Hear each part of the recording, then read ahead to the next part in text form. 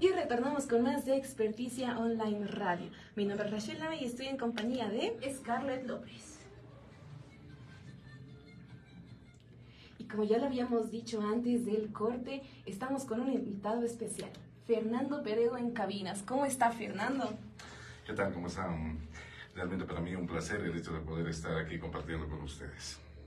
Bueno, pues le damos la cordial bienvenida a Fernando Peredo, más conocido como El Tigre, interpretando este papel tan importante en lo que es la película Cementerio de Elefantes. Bienvenido nuevamente. Queremos saber, para empezar, quién es Fernando Peredo, más allá de lo que son los escenarios, las cámaras, del público, más que todo lo que el público lo reconoce como El Tigre. Bueno, sí, Fernando Peredo es una persona anteño, paseño, boliviano, desestre. Y bueno, tenemos 48 años, hemos nacido en Coro Coro, en el centro minero, pero nacionalizados salteños. Cuando era muy chiquito me trajeron a La Paz, al Alto, y bueno, desde ahí nos hemos quedado y bueno, estamos muy orgullosos de ser parte de todo esto.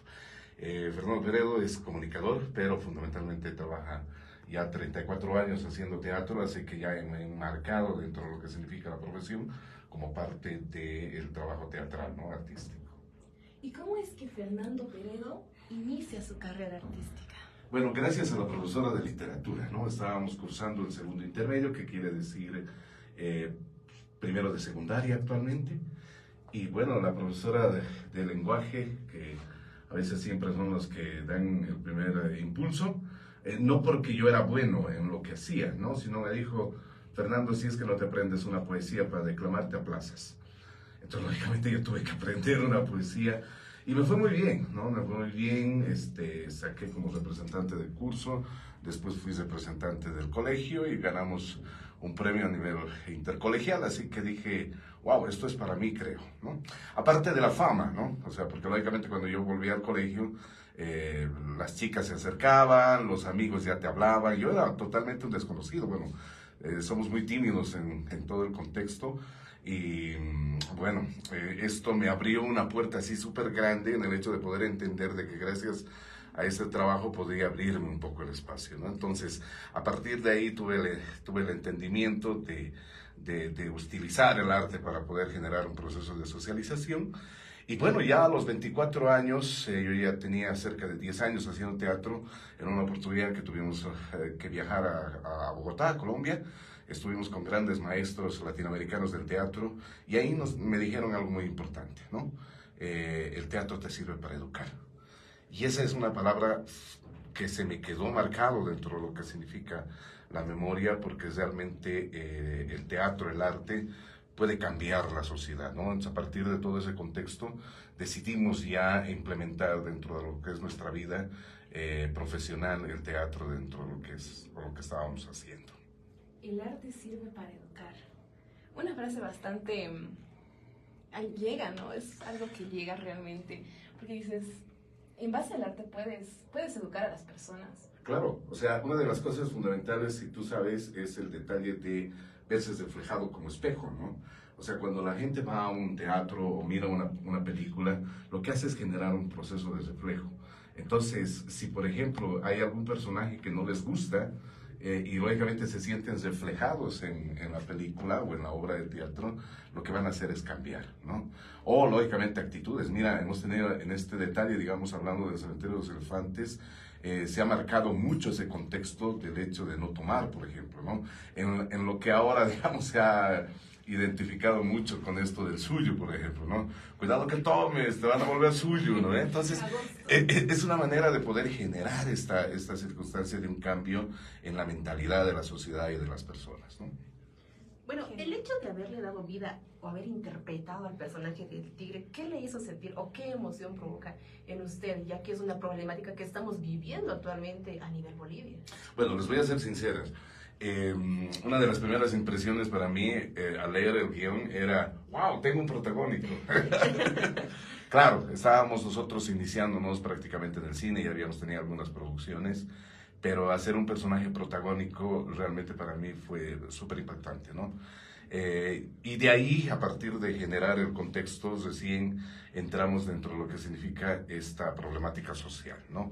El detalle de cómo estas personas se vuelven alcohólicas, cómo estas personas transforman su vida, transforman su cuerpo, transforman el contexto en donde ellos viven y lamentablemente tienen que sufrir las consecuencias, que en este caso es lo que le sucedió tanto al joven como al tigre, el hecho de poder morir con esta cuestión, ¿no? Entonces, fue algo muy importante, ¿no?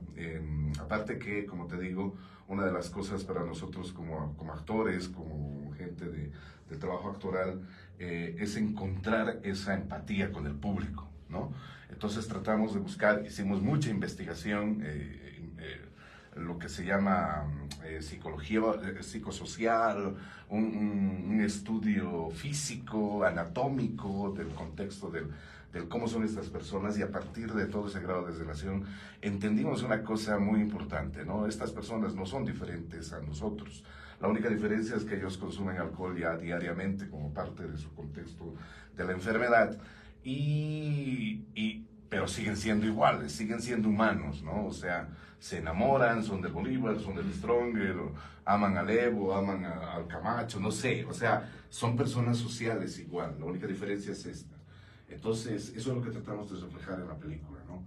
Y nos fue muy bien, ¿no? Gracias a todo el contexto del trabajo, aparte de todo lo que hizo en la película El Tigre y en su vida, la gente lo amaba, ¿no? La gente lo ha querido, la gente se ha identificado un poco con el tigre, y lo que me decían muchos por ahí, ¿no? Lloro más cuando muere el tigre que cuando muere el juve, digamos, ¿no? Entonces eso es algo muy lindo, digamos, en el hecho de poder entender y el hecho de poder reflejar esta característica de estos personajes, ¿no? Bien, me parece muy interesante el análisis social que tuvieron que hacer, porque me imagino que debió ser complicado el adentrarse a ese mundo para poder estudiarlos. Mira, nosotros cuando hacemos un personaje, lo primero que generamos es el detalle de entender las características físicas, el por qué el borracho habla así, el por qué el borracho mira así, el por qué el borracho se tambalea, o sea, qué es lo qué es lo que le pasa en su interior para poder saber eso, ¿no? Por eso cuando uno quiere hacer papel de borracho es sencillísimo, ¿no? O sea, simplemente no mueves la lengua, porque el alcohol te adormece la lengua, entonces no te permite mover. Entonces por eso el borracho te habla así, ¿no? Entonces, si tú quieres interpretar como borracho, no muevas la lengua, sencillo, ¿no? La mirada lo mismo que esto que lo otro, pero no podíamos quedarnos en eso, entonces había que introducir a esta técnica, nosotros le llamamos experiencias guiadas, y lógicamente es entrar al mundo para poder pensar en ellos. Yo tuve la oportunidad de pasar una noche con estas personas. Claro, cuando fuimos así de civil, por poco nos pegan, ¿no? Hasta bola te vamos a pegar, ¿no? Entonces tuvimos que irnos, pero teníamos que hablar con estas personas, entonces lo que hice fue caracterizarme como si fuera borracho, ¿no? Vestuario, maquillaje, todo el contexto, para poder pasarme por uno de ellos. Lógicamente tenía dos amigos que estaban ahí cerca, cuidándome prácticamente. Y ahí comencé a conocerlos, comencé a entender un poco cuál es la lógica, el por qué se meten en este ámbito, qué relaciones tienen en su contexto de vida familiar, social, y fue muy duro escucharlos, fue muy duro entenderlos, pero al final, como te digo, hemos tenido esa posibilidad de poder hacer un personaje tan querido por la gente que bueno, realmente es un gran orgullo el hecho de poder haber interpretado un personaje como el tigre. Es algo bastante profundo, es una averiguación bastante profunda. Para poder interpretar un personaje tienes que vivirlo, tienes que ser el personaje para poder saber cómo puedes hacerlo. Nosotros tenemos una frase: el actor no actúa, vive. Entonces, en ese proceso de vida, lógicamente nosotros tenemos que pensar, tenemos que sentir, tenemos que generar y hablar como el personaje, fuera de lo que inclusive es el libreto. Y eso lógicamente nos causa ciertos problemas, ¿no? Cuando nosotros adentramos mucho en el contexto del personaje, tenemos este problema psicológico de ya no poder salir del personaje. Y eso no me ocurrió a mí, ¿no? O sea, ya no podía dormir, terminó el rodaje de la película y no podíamos dormir, teníamos pesadillas, me levantaba muy continuo en la noche, el peso de las frazadas sentía como si fuera el peso de la tierra, que lógicamente habíamos hecho en la escena del entierro. Fue muy complicado, ¿no? Entonces tuvimos que asistir a terapias psicológicas para poder salir y para poder volver otra vez a generar un proceso de vida. Entonces fue algo muy duro, pero como te digo, el orgullo de haber interpretado, creo que es la mayor recompensa que nosotros podemos tener a partir del cariño de la gente, ¿no? Wow, impresionante. Impresionante realmente, pero yo me hago una pregunta, si bien Fernando Peredo incursionó desde muy joven en el teatro, ¿en qué momento decide ingresar a lo que es el cine? ¿A partir de qué edad? ¿En qué momento exacta precisamente? Ya, yo ya había hecho más de 10 años de teatro. Estábamos justamente tratando de ver qué más se podía hacer, ¿no? Siempre hay aspiraciones, ¿no? Yo recuerdo muy bien la frase de los abuelos, ¿no? Porque mi abuelo siempre decía, ¿no? Decía, sí. Nunca seas uno más del montón. Entonces, en esa lógica, lo que hicimos fue comenzar a crecer profesionalmente, y el hecho de poder entender esta lógica de cómo se puede mejorar el trabajo actoral. Entonces, claro, en una primera instancia era el hecho de ser protagónico en una obra de teatro. Lo hice, estuve mucho tiempo siendo parte de grupos de teatro, invitado, haciendo papeles protagónicos. Y después dije, no, a ver, quiero dirigir una obra de teatro, ¿no? Entonces nos pusimos a estudiar dirección teatral, y dirigimos una obra de teatro. Después dije, bueno, ¿qué hacemos más? Escribiremos, ya, listo, seremos escritores. Haremos mi grupo de teatro, listo, hagamos un grupo de teatro, ¿no? Entonces, una vez que ya culminamos, digamos, un poco la faceta del trabajo actoral en teatro, dijimos, ¿y ahora qué más hacemos? Vamos al cine, ¿no? Entonces ahí comenzamos justamente a ser parte. Yo ya había tenido algunas invitaciones para poder hacer películas, pero creo que no era el momento, digamos, en el cual nosotros estábamos. Y a partir de ahí lo que tratamos de hacer es asistir a los castings, ¿no? Entonces comenzamos a asistir a los castings, y ahí es donde, lógicamente, igual volvemos otra vez a la vanidad, volvemos otra vez ¿cómo se llama? No sé, a subir los humos, digamos, para poder ver mi nombre en la pantalla, ¿no? O sea, con los créditos, ¿no? Y lo logramos, ¿no? La primera película que hice fue El Atraco de Pablo Agassi, ¿no? Después hicimos American Visa de Juan Carlos Valdivia. Después estuvimos con don Jorge Sanginés y Los Hijos del Último Jardín. Y ahí es donde nos da la oportunidad Tonchi Antesana para poder hacer el papel del tigre en el cementerio de los elefantes. Entonces son 15 años atrás que comenzamos con toda nuestra faceta actoral en el cine y en la televisión. Y bueno, fue otra cosa, ¿no? Lamentablemente en Bolivia no tenemos una escuela de actuación en cine. Tuvimos que meternos por nuestros propios medios, leer, tratar de entender. Y bueno, una de las fascinaciones más grandes que yo tengo siempre es el hecho de ver películas. Así que nos metimos a ver todas las películas para ver cómo actuaban, ¿no? Cuál era la diferencia que teníamos. Porque es muy diferente hacer un personaje de teatro y hacer un personaje de cine. Es muy visible la diferencia. Entonces tratábamos de entender y lo logramos, ¿no? O sea, y ahí comenzamos a protagonizar otras películas, otras series de televisión, spots y todo ese detalle.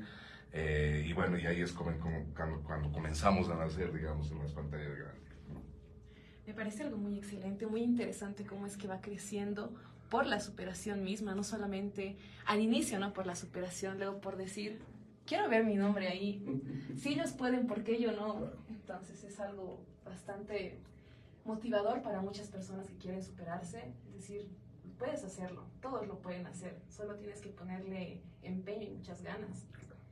Si bien sabemos que el cementerio de elefantes se trata acerca de dos indigentes que viven en estas condiciones, ¿no? de alcoholismo, que también se ve lo que es la violencia hacia la mujer.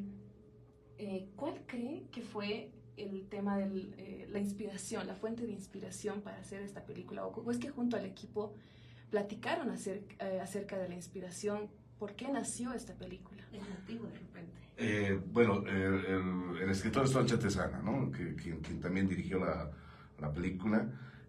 Y bueno, lo poco que nos contaba Tonchi era justamente el hecho de tratar de identificar un contexto dentro de lo que significaba como base el libro Borracho estaba, pero me acuerdo, de Víctor Hugo Vizcarra, en la cual en uno de los capítulos se menciona, digamos, la historia del cementerio de elefantes, ¿no? Y a partir de ahí, la idea siempre fue el hecho de poder generar, digamos, todo este mundo, este submundo urbano, ¿no? Dentro de lo que significan los mitos, las leyendas urbanas, este detalle del oculto social, ¿no? Que si bien la gente sabe, la gente conoce, la gente ha visto, o lógicamente lo ha sentido, la gente no lo hablaba, ¿no? Y es, claro, es un tabú, era un tabú, ¿no? Yo me acuerdo, por ejemplo, cuando traté de investigar este tema de los suyos, por ejemplo, bueno, que no se llaman suyos, ¿no? Son ofrendas.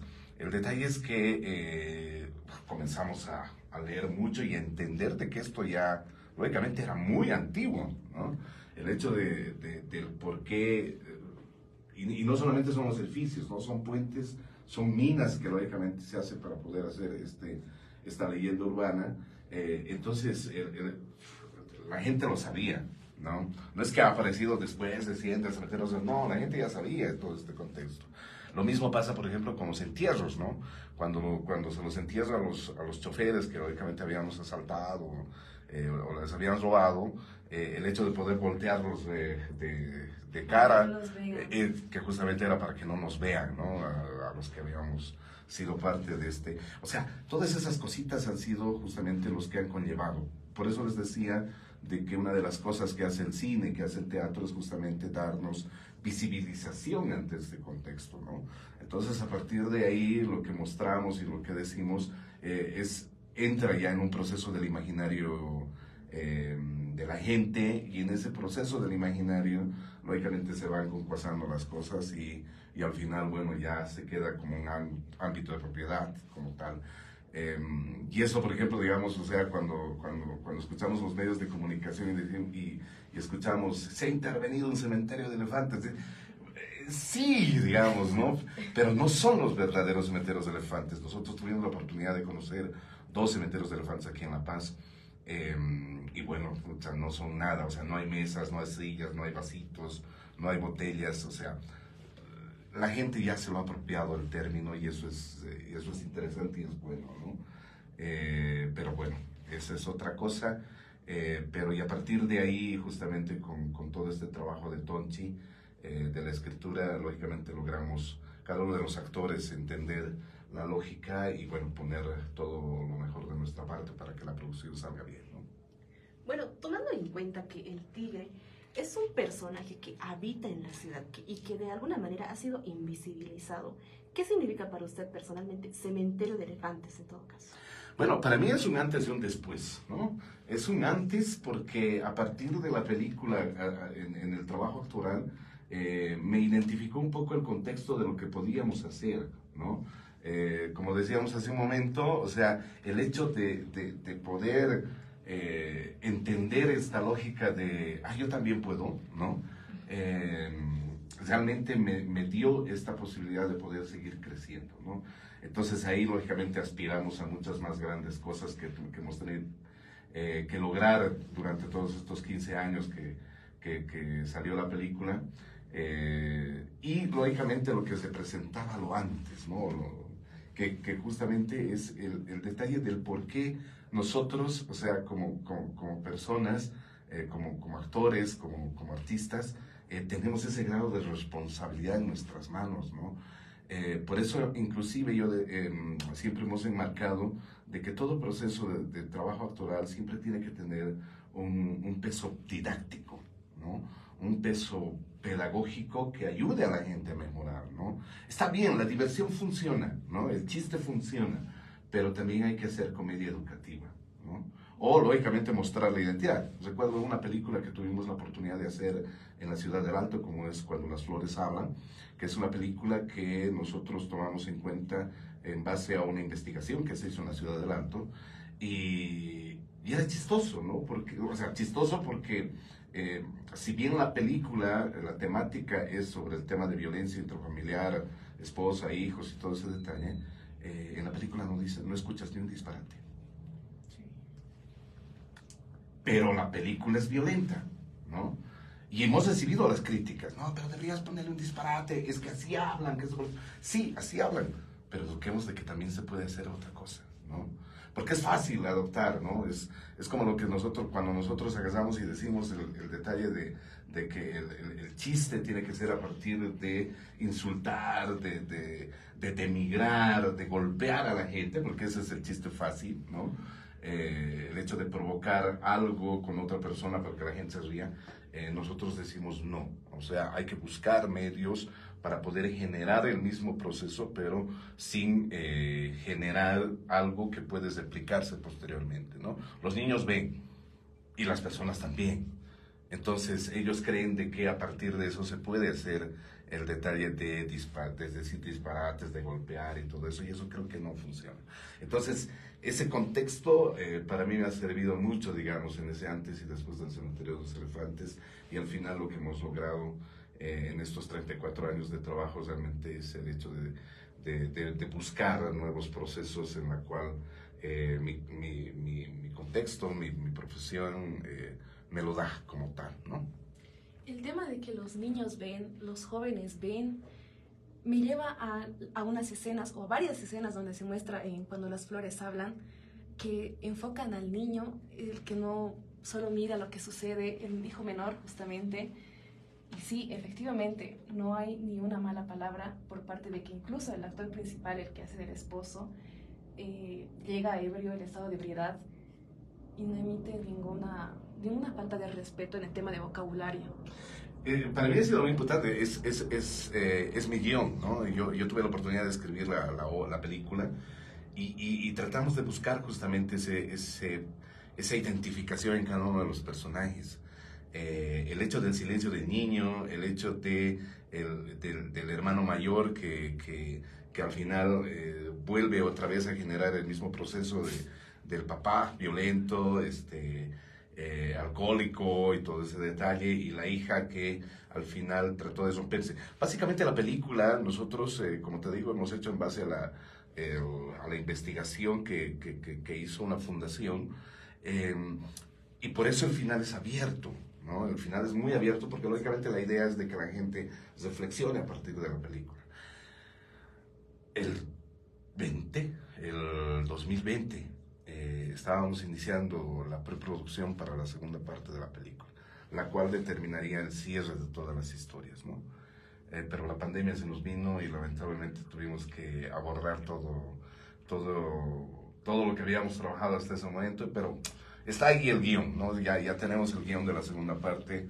Igual es muy interesante, es volver a verlos a los personajes ya en otras facetas.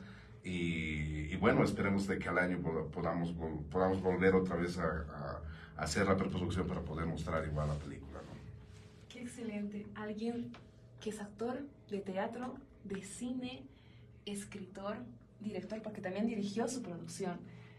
Es algo muy interesante. Nuestra audiencia queda bastante espectadora, bastante asombrada por su experiencia, y nos mandan mensajes y nos llegan mensajes a la aplicación. Nos llega un mensaje de Omar López Miranda que nos dice: Hachapacha, lo mejor junto a la cultura de Bolivia. Un saludo grande a Fernando, que siga adelante con la difusión de este bello arte de la actuación. Muchas gracias. También nos llega el mensaje de Viviana Ortega que nos dice: persona admirable, es un excelente actor. Muchos éxitos para Fernando, sigue adelante. Gracias, igualmente. También Janis nos escribe, nos dice: gran entrevista. Saludos a Hachapacha, como siempre, con la mejor información. Así también nos escribe Varinia. ¿Cómo estás, Varinia? Una exconductora del programa, que nos dice: saludos, chicas, saludos, Hachapacha. Qué emoción la entrevista con un gran invitado. Sin duda un gran invitado, un invitado de altura. Pero también por el Facebook Live nos llegan mensajes y nos dice Edith Ledesma: felicidades, Hachapacha, y felicidades. Muchas bendiciones al actor invitado. Gracias. Sí. Bastante conmovedor, una muestra de superación, ¿no es así, Scarlett? Así es, nuestra audiencia bastante emocionada con nuestro aquí presente entrevistado, y por supuesto una persona que ha interpretado un personaje tan querido como lo que es el Tigre Raj. Exactamente, nos parece muy interesante. Algo que yo veía bastante y lo analizaba justamente fue en un mundo paralelo o en un final alternativo en el tema del cementerio de elefantes. ¿Qué habría pasado si al final el tigre no habría muerto? ¿Lo habría perdonado? Sí. Bueno, hubieron algunos proyectos posteriores que lamentablemente no pudimos terminarlo. En una oportunidad nos juntamos con Cristian Castillo, que hace el papel de Juve, y dijimos, ¿y por qué no terminamos la película? Y ahí salieron muchas cosas, ¿no? Muchas ideas. La idea era hacer una obra de teatro, ¿no? El Tigre y el Juve. No les voy a contar más porque todavía el proyecto está ahí y por ahí sale y van a salir, va a salir spoilers. Pero sí, hubieron muchas cositas y una de esas cosas justamente era el hecho, el tigre lo podría perdonar y yo digo sí, el tigre sí lo perdonaría. El detalle es que hay muchas cosas en el fondo de las personas que tienen este problema de alcoholismo, y es lo que me decía alguno de ellos, ¿no? Y me dice, yo cada vez que despierto reniego, dice, porque quisiera morirme. Y a la persona que me pudiera matar o que me pudiera asesinar, yo le agradecería, me dice, porque es triste vivir esta vida. Y en esa lógica, creo que para el tigre, entonces, en esa línea de lo que nosotros podríamos buscar, en el sentido del tigre o del Juve, en esa hermandad que se ha marcado, sí, habría mucho perdón porque realmente cada uno, a pesar de los grados de insistencia que se podían generar, en el sentido del venderlo, porque también el Juve lo vende al tigre, no porque necesitaba plata ni nada por el estilo, digamos, ¿no? Sino lo vende para poder absolver sus culpas también, digamos, ¿no? Porque él dice, el único que me hizo cometer los errores fue el tigre. Y necesitaba estar con mi alma tranquila, ¿no? El Juve te lo dice. Entonces, es un ambos entre lo que significaba el contexto. Por eso al final, digamos, el Juve entra al cementerio de elefantes porque lógicamente dicen, no, los fantasmas me persiguen, dicen, ¿no? Sí, es para que claro, entonces su alma también necesitaba ese descanso. Y ahí es donde justamente cada uno de ellos cumple el detalle. Y ahora hay algo, ¿no? Siempre hay las personas que tienen esta circunstancia de crear historias y todo ese proceso. En una oportunidad y en una entrevista me dijeron, ¿y qué pasa si el tigre no ha muerto? O sea, nunca lo ven muerto, ¿no? Lo entierran. Lo entierran, únicamente. Pero no se sabe más, digamos. ¿Qué pasa si es que no hubiera muerto? Que se hubiera despertado y lógicamente se hubiera ido, ¿no? O sea, son mil cosas que lógicamente se escuchan y realmente son interesantes, ¿no? Porque al final, a partir de esa idea me dicen, ¿y por qué tú no haces una película que hable en este contexto de que el tigre no había muerto, ¿no? El después, ¿no? El después, ¿no? Pero bueno, son cosas de los fans, son cosas de las personas que lo han estudiado la película pero bueno, es muy bonito recibir todo ese cariño y esa manera de cómo se piensa y cómo el detalle. Y bueno, y esperemos que dentro de poco también Cristian se anime realmente a poder hacer eso, porque era una idea muy, muy, muy linda. Inclusive ya teníamos parte de la obra ya escrita. Y esperamos que Cristian... El detalle es que Cristian vive en Santa Cruz. Y lógicamente es docente de la universidad, entonces su tiempo es muy limitado y lógicamente yo tendría que ir a Santa Cruz o él tendría que venir a La Paz para poder terminar, digamos, de hacer las cosas. Pero bueno, vamos a tener la esperanza todavía de que esa producción se pueda salir y bueno, ver qué se puede hacer en todo contexto. Bueno, de hecho nos llega un mensaje de Edith Ledesma que nos dice, Fernando, una gran persona, por favor, no nos deje esperar mucho con la segunda parte, por favor. Sí, por favor. No, seguro. O sea, el 50% ya está. El gran problema es el hecho de conseguir plata. Que ese es el otro gran problema, ¿no? Es un punto, sí. Como acá no es muy apoyado ni el cine ni el teatro, está poco apoyado, ¿no? Entonces es algo que se tiene que trabajar bastante. Sí, y bueno, vamos a hacer el intento, o sea, como te digo, ya el 50%, ya inclusive hablé con los actores mismos que han interpretado la primera parte de Cuando las flores hablan. Lógicamente ya están unos grandotes, los otros viejos, pero están ahí, ¿no? Entonces solamente falta conseguir plata para poder hacer la película.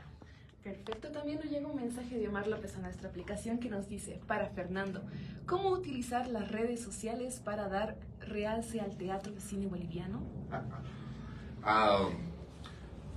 Yo he sido muy rehuyente a las redes sociales, ¿no? Uno por el desconocimiento, o sea, ya estamos viejitos, y no entendemos mucho, digamos, ¿no? Aparte de ver Facebook o ver TikTok y todo ese mundo, pues es todo un proceso, digamos, lo que se hace. Y me costó entrar a TikTok. Mi productora me decía, entra a TikTok, tienes que tener tu TikTok, tienes que tener... Y yo decía, no voy a bailar, güey. No voy a bailar, ¿cómo voy a bailar? Yo, no, aparte que no sé bailar, ¿no? Entonces peor todavía. Pero tratamos de buscar y ahí comenzamos a ver otros procesos, digamos, en lo que se llaman estos videos educativos, ¿no? En la cual enseñan en una serie de cosas y digamos, hagamos eso, ¿no?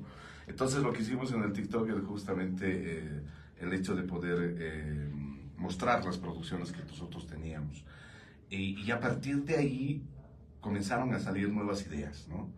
Entonces nosotros, y justamente la pandemia nos ayudó mucho ese contexto, el hecho de poder hacer telenovelas, o digo, que se podrían llamar telenovelas, que justamente es el hecho de poder hacer una historia a partir del mismo proceso de lo que se hace, pero en este formato del TikTok, ¿no? Que lógicamente ya no, las cámaras ya no son horizontales, sino son verticales.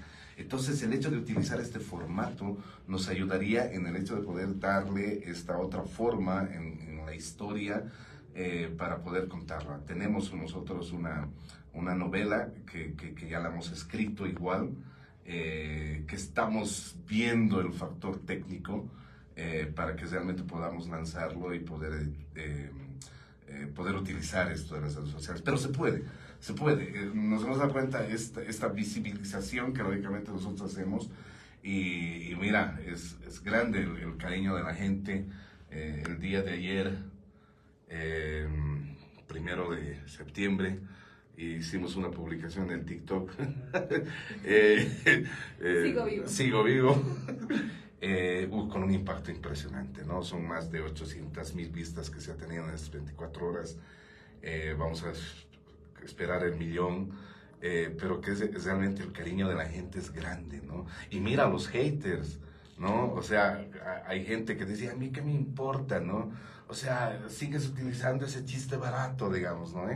Y no necesitas responder, porque la misma gente les responde, ¿no? Y le dicen, ¿vos qué eres? Entonces, lógicamente, tenemos mucho cariño y mucho apoyo por parte de la gente. Pero las redes sociales sí ayudan. El detalle es que se ha reducido a la mínima expresión el proceso comunicacional que se tiene a partir de las redes sociales, ¿no? Y ya no puedes hacer un proceso explicativo, tienes que ir directo al punto, ¿no? Son 30 segundos, 1 minuto que tienes la posibilidad para poder impactar al público y realmente que te pueda dar la oportunidad de su atención. Entonces, sí, ha sido muy complicado, pero bueno, estamos ahí en la línea, igual van a ver sorpresitas igual en el TikTok, en el Facebook, para mostrar justamente este trabajo en las redes sociales, ¿no? Muy bien, algo emotivo, una entrevista bastante interesante, ¿no es así, Scarlett? Así es, y bueno, esperamos tenerlo en una próxima oportunidad, por supuesto, ya contándonos la siguiente parte, por favor, estamos ansiosos. Así es. Y para finalizar, ¿no? ¿Cómo podemos encontrarle en las redes sociales también para formar parte de su elenco de teatro? Sabemos que tiene su elenco de teatro, ¿no? Del Quijote. Sí, estamos con grandes sorpresas. En el mes de octubre vamos a volver a estrenar una obra de teatro que nos ha causado mucha alegría en el hecho de poder mostrar justamente esta oportunidad de hacer comedia educativa, ¿no? Tenemos la obra Enredados, que vamos a volver a ponerla en escenario. Es una obra que trata acerca de las redes sociales y los peligros del internet en los jóvenes. Es muy educativa y es muy chistosa. Realmente tenemos 2 personajes muy característicos, como es el Martín y la Claudina, que han roto igual en las redes sociales esta característica de los personajes. Y bueno, vamos a estar con estas sorpresitas ya para mucho más. Nosotros estamos en el Facebook como Teatro del Quijote o en mi Facebook personal, que es Fernando Peredo el Tigre, ¿no? En TikTok estamos como Fer Tigre también, que ahí nos pueden buscar. Después en Instagram igual estamos con Fer Tigre. Y bueno, no sé qué cosa más hay, ya no hay más, ya no tenemos más, pero estamos muy activos en Facebook y en TikTok, ¿no? Entonces ahí nos pueden buscar y bueno, siempre las consultas y todo el desarrollo que se pueda apoyar a la gente con gusto. Bueno, ha sido un gusto tenerlo acá en Cabinas y esperemos, bueno, lo podamos tener en otra oportunidad. Con placer, vamos a estar siempre pendientes. Un gusto y bueno, eso ha sido todo con nuestro invitado del día de hoy.